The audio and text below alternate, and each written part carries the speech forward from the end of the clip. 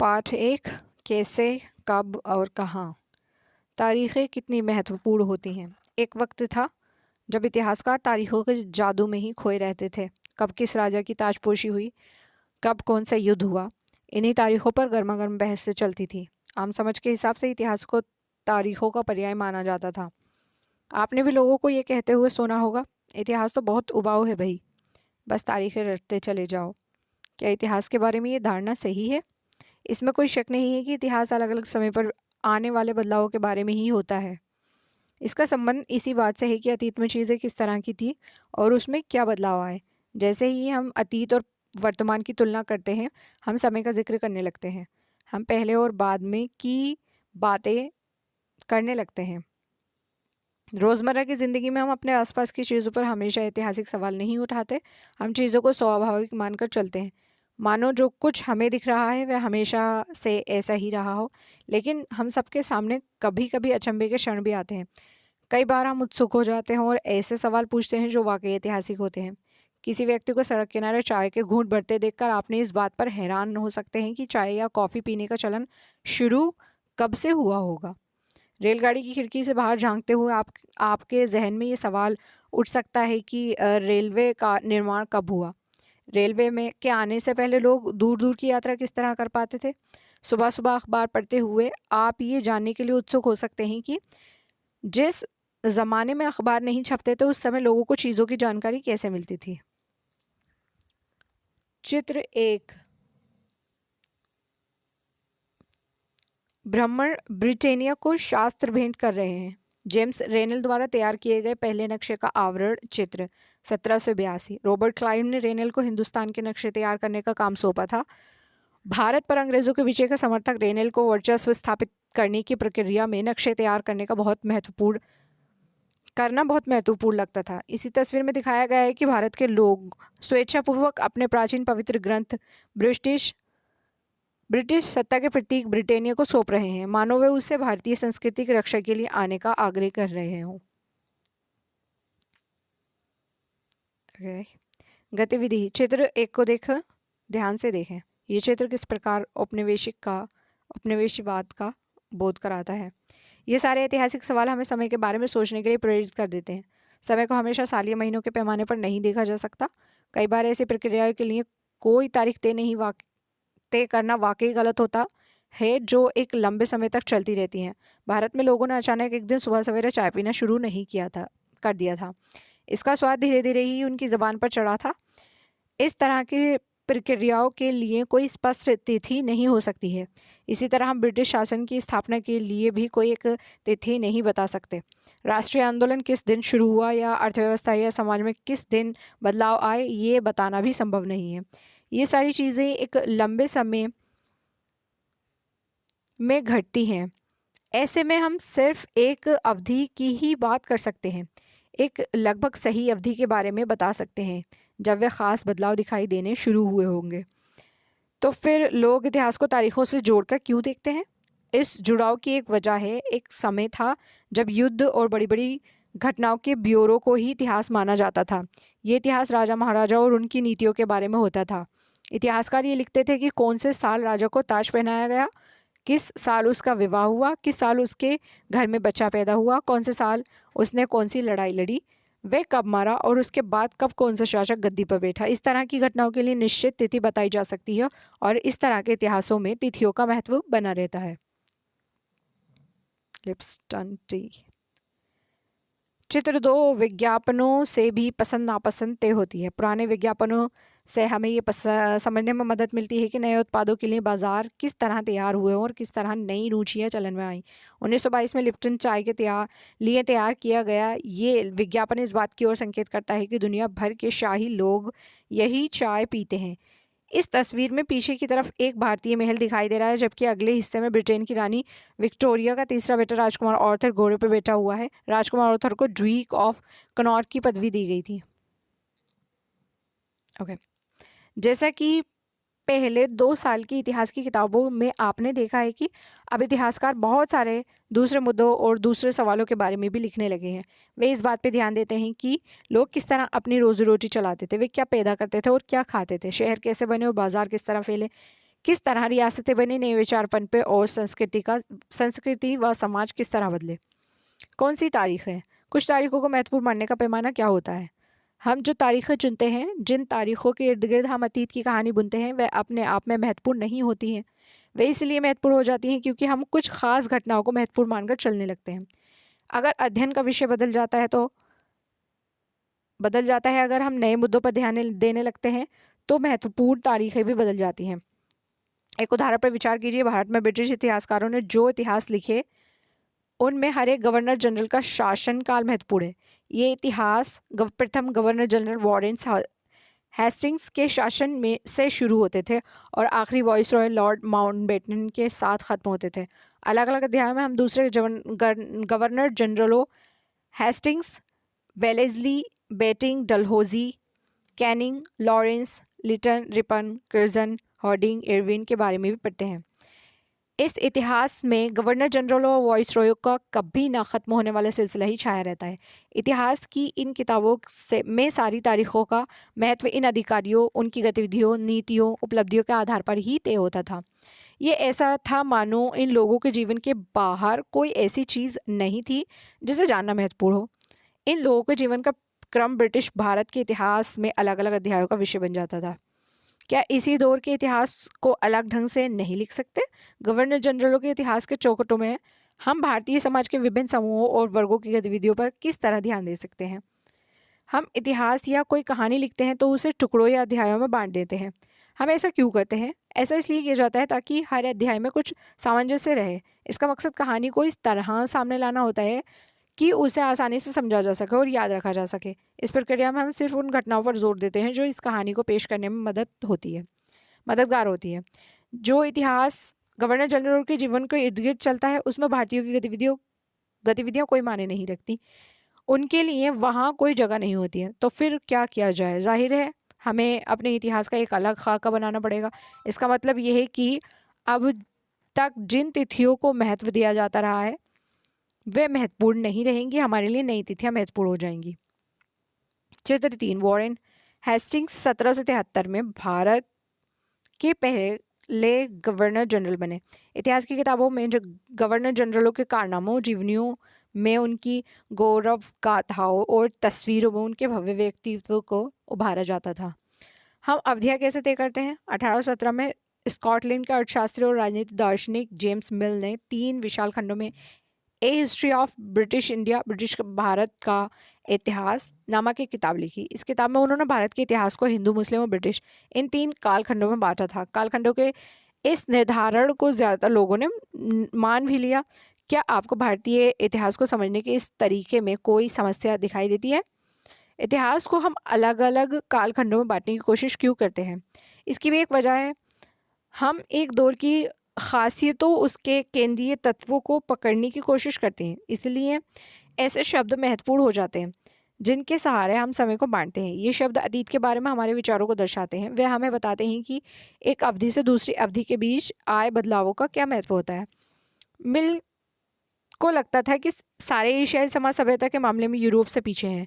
इतिहास की उन समझदारी ये थी कि भारत में अंग्रेज़ों के आने से पहले यहाँ हिंदू और मुसलमान तानाशाहों का ही राज चलता था। यहाँ चारों ओर केवल धार्मिक बैर, जातिगत बंधनों और अंधविश्वासों का ही बोलबाला था। मिल की राय में ब्रिटिश शासन भारत को सभ्यता की राह पर ले जा सकता था। इस काम के लिए ज़रूरी था कि भारत में यूरोपीय शिष्टाचार, कला संस्थानों और कानूनों को लागू किया जाए। मिल ने तो यहाँ तक सुझाव दिया था कि अंग्रेज़ों को भारत के सारे भूभाग पर कब्जा कर लेना चाहिए ताकि भारतीय जनता को ज्ञान और सुखी जीवन प्रदान किया जा सके। उनका मानना था कि अंग्रेज़ों की मदद के बिना हिंदुस्तान प्रगति नहीं कर सकता। इतिहास की इस धारणा में अंग्रेज़ी शासन प्रगति और सभ्यता का प्रतीक था। अंग्रेज़ी शासन से पहले सारा अंधकार का दौर था। क्या इस तरह की धारणा को स्वीकार किया जा सकता है? क्या इतिहास के किसी दौर को हिंदू या मुसलमान दौर कहा जा सकता है? क्या इन सारे दौरों में कई तरह के धर्म एक साथ नहीं चलते थे? किसी युग को केवल उस समय के शासकों के धर्म के हिसाब से तय करने की ज़रूरत क्या है? अगर हम ऐसा करते हैं तो इसका मतलब ये कहना चाहते हैं कि औरों के जीवन और तौर तरीकों का कोई महत्व नहीं होता। हमें याद रखना चाहिए कि प्राचीन भारत में सारे शासकों का भी एक धर्म नहीं होता था। अंग्रेज़ों द्वारा सुझाए गए वर्गीकरण से अलग हटकर इतिहासकार भारतीय इतिहास को आमतौर पर प्राचीन, मध्यकालीन तथा आधुनिक काल में बांटकर देखते हैं। इस विभाजन की भी अपनी समझ है।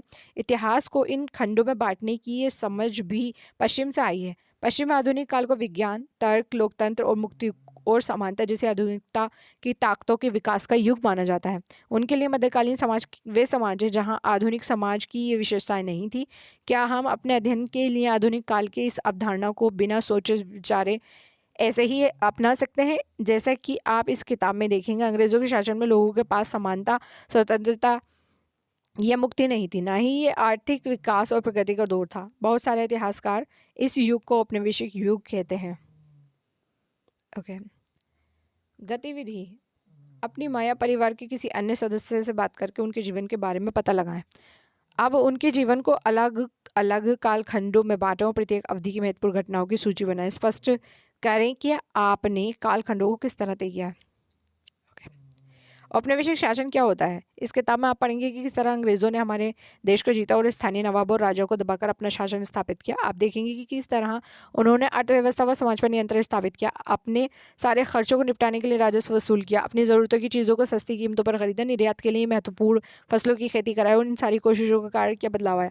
आप ये भी जानेंगे कि ब्रिटिश शासन के कारण यहाँ की मूल्य मान्यता और नापसंद रीति रिवाज व तौर तरीकों में क्या बदलाव आया। अब जब एक देश पर पूरे दूसरे देश में दूसरे के दबदबे से इस तरह के राजनीतिक, आर्थिक और सामाजिक सांस्कृतिक बदलाव आते हैं तो इस प्रक्रिया को औपनिवेशीकरण कहा जाता है। लेकिन जल्दी आप समझ जाएंगे कि सारे वर्ग और समूह इन बदलाव को एक ही ढंग से अनुभव नहीं करते थे। इसलिए इस किताब को हमारे अतीत यानी कई अतीतों पर केंद्रित नाम दिया गया है।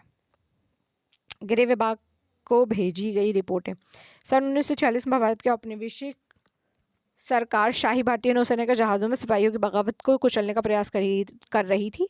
उस समय विभिन्न बंदरगाहों से गृह विभाग को जो रिपोर्टें मिल रही थी उसे उनके कुछ नमूने इस प्रकार हैं। बम्बई: इस बात का इंतज़ाम कर लिया गया है कि सेना जहाज़ों और दफ्तरों पर कब्जा कर ले। शाही नौसैनिक जहाज़ अभी भी बंदरगाह से बाहर हैं। कराची: 301 विद्रोहियों को गिरफ्तार कर लिया गया है। कुछ अन्य संदेहास्पद विद्रोही भी गिरफ्तार किए गए हैं। सारे दफ्तर सैनिक निगरानी में है। विशाखापट्टनम: स्थिति पूरी तरह नियंत्रण में है और कहीं हिंसा नहीं हुई है। जहाज़ों और प्रतिष्ठानों पर सैनिक गार्ड तैनात कर दिए गए हैं। किसी परेशानी की उम्मीद नहीं है सिवाय इसके कि संभव कुछ सिवाय काम पर ना आए। Director of intelligence headquarter India command situation report संख्या 7 फाइल संख्या 5/21/46 गृह राजनीतिक भारत सरकार। ओके। हम किस तरह जानते हैं? भारतीय इतिहास के पिछले 250 साल का इतिहास लिखने के लिए इतिहासकार कौन से स्रोतों का इस्तेमाल करते हैं? प्रशासन अभिलेख तैयार करता है। अंग्रेजी शासन द्वारा तैयार किए गए सरकारी रिकॉर्ड इतिहासकारों का एक महत्वपूर्ण साधन होते हैं। अंग्रेज़ों की मान्यता थी कि चीज़ों को लिखना बहुत महत्वपूर्ण होता है। उनके लिए हर निर्देश, हर योजना, नीतिगत फैसले, सहमति, जांच को साफ लिखना ज़रूरी था। ऐसा करने के बाद चीज़ों को अच्छी तरह अध्ययन किया जा सकता था और उन पर वाद विवाद किया जा सकता था। इस समझदारी के चलते ज्ञापन, टिप्पणी और प्रतिवेदन पर आधारित शासन की संस्कृति पैदा हुई। अंग्रेज़ों को ये भी लगता था कि तमाम अहम दस्तावेज और पत्रों को संभाल कर रखना ज़रूरी है। लिहाजा उन्होंने सभी शासकीय संस्थानों में अभिलेख कक्ष भी बनवाए दिए। तहसील के दफ्तर, कलेक्ट्रेट कमिश्नर के दफ्तर, प्रांतीय सचिवालय, कचहरी सबके अपने रिकॉर्ड रूम होते थे। महत्वपूर्ण दस्तावेजों को बचाकर रखने के लिए अभिलेखागार, आर्काइव और संग्रहालय जैसे संस्थान भी बनाए गए। 19वीं सदी की शुरुआत में प्रशासन की एक शाखा से दूसरी शाखा के पास भेजे गए पत्रों और ज्ञापनों को आप आज भी अभिलेखागार में देख सकते हैं। या वहाँ आप जिला अधिकारियों द्वारा तैयार किए गए नोट्स और रिपोर्ट्स पढ़ सकते हैं या ऊपर बैठे अफसरों द्वारा प्रांतीय अधिकारियों को भेजे गए निर्देश और सुझाव देख सकते हैं। 19वीं सदी के शुरुआती सालों में इन दस्तावेजों की सावधानीपूर्वक नकलें बनाई जाती थी। उन्हें खुशनवीसी के माहिर लिखते थे। खुशनवीसी या सुलेख नवीस ऐसे लोग होते हैं जो बहुत सुंदर ढंग से चीज़ें लिखते हैं। 19वीं सदी के मध्य तक छपाई तकनीक भी फैलने लगी थी। इस तकनीक के सहारे अब प्रत्येक सरकारी विभाग की कार्यवाहियों के दस्तावेज की कई प्रतियां बनाई जाने लगी। चित्र 4 भारतीय राष्ट्रीय अभिलेखागार 1920 के दशक में बनाया गया। जब नई दिल्ली का निर्माण हुआ तो राष्ट्रीय संग्रहालय और राष्ट्रीय अभिलेखागार दोनों ही वाइसरॉय के निवास के नज़दीक बनाए गए थे। इससे पता चलता है कि अंग्रेज़ों की सोच में इन संस्थानों का कितना भारी महत्व था। चित्र 5, शरीफे का पौधा। 1770 का दशक। अंग्रेजों द्वारा बनाया गया वनस्पतिक उद्यान और प्राकृतिक इतिहास के संग्रहालय में विभिन्न पौधों के नमूने और उनसे संबंधित जानकारी इकट्ठा की जाती थी। इन नमूनों के चित्र स्थानीय सलाहकारों से बनवाए जाते थे। जब इतिहासकार इस बात पर ध्यान दे रहे हैं कि इस तरह की जानकारी किस तरह इकट्ठा की जाती थी और उसे उपनिवेशवाद के बारे में क्या पता चलता है। सर्वेक्षण का बढ़ता महत्व। औपनिवेशिक शासन के दौरान सर्वेक्षण का चलन भी महत्वपूर्ण होता गया। अंग्रेज़ों का विश्वास था कि किसी देश पर अच्छी तरह शासन करने के लिए उसको सही ढंग से जानना ज़रूरी होता है। 19वीं सदी की शुरुआत तक पूरे देश का नक्शा तैयार करने के लिए बड़े बड़े सर्वेक्षण किए जाने लगे। गाँवों में राजस्व सर्वेक्षण किए गए। इन सर्वेक्षणों में धरती की सतह, मिट्टी की गुणवत्ता, वहाँ मिलने वाले पेड़ पौधों और जीव जंतुओं तथा स्थानीय इतिहासों व फसलों का पता लगाया जाता था। अंग्रेज़ों की राय में किसी इलाके का शासन चलाने के लिए इन सारी बातों को जानना ज़रूरी था। 19वीं सदी के आखिर में हर 10 साल में जनगणना भी की जाने लगी।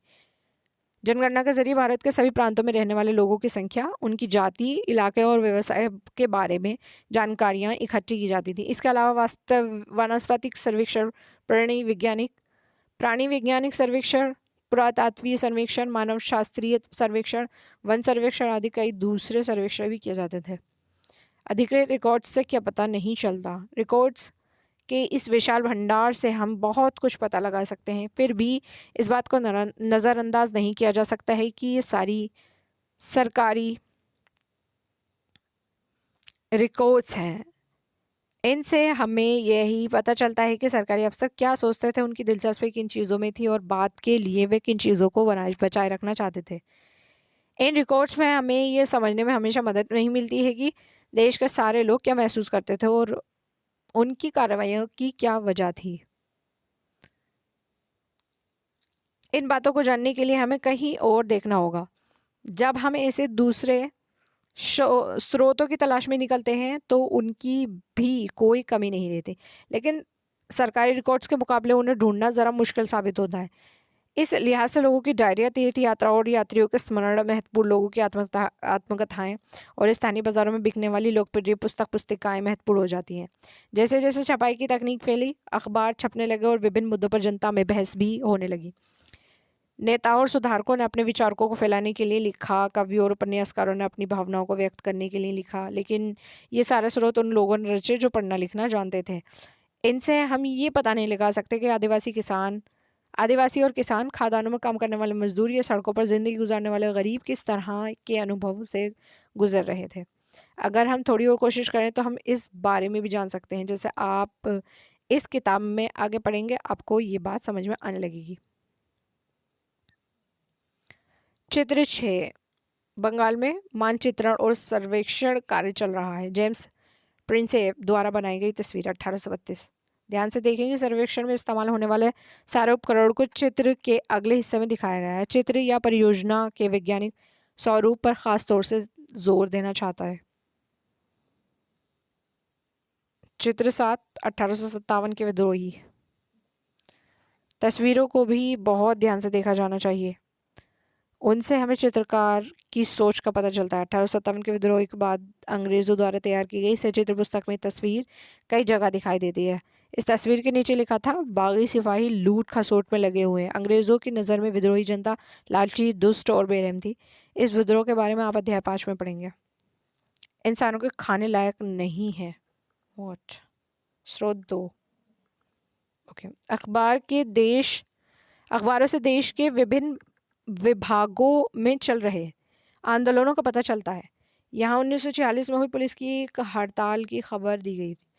दिल्ली में 2000 से ज़्यादा पुलिस वालों ने बृहस्पतिवार सवेरे अपना कम वेतन और पुलिस लाइसेंस बावर्ची खाने से आने वाले घटिया भोजन के खिलाफ खाना खाने से इनकार कर दिया।